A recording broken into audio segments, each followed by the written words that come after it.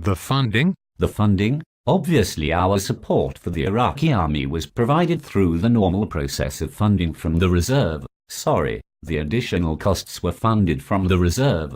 Other sort of standing costs were met by the Ministry of Defense. Funding for the police was met by the Foreign Office.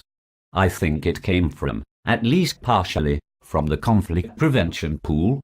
I can't say I'm an expert exactly on what was happening in 2004. Talking of the conflict prevention pool, that was spread between the Foreign Office, the Ministry of Defense and Department for International Development? That's right. Was this an instrument that worked effectively? Did somebody have some clear overall responsibility for taking decisions within it? Well, of course, the Global Conflict Prevention Pool didn't just deal with Iraq. It was a conflict prevention pool which dealt with a very wide range of issues, and it was jointly managed by the three departments. Every so often, there would be a meeting to look at priorities for the G, C, P, which would be, well, the F, C, O, D, F, I, D and M. O, D would jointly chair it with the Cabinet Office, sometimes present.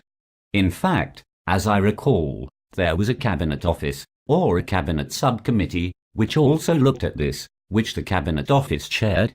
On Iraq, I think it was a valuable resource, and to the extent that we were able to prioritize G, C, P funding for Iraq, that helped. I think we were always faced with the difficulty that, for the military part of these operations, the Ministry of Defense was able to call on the reserve through the normal practice, whereas other departments, who would be needed to spend extra money, could not do so, and, therefore, some of the non-military expenditure had to be done by reprioritizing the G, C, P.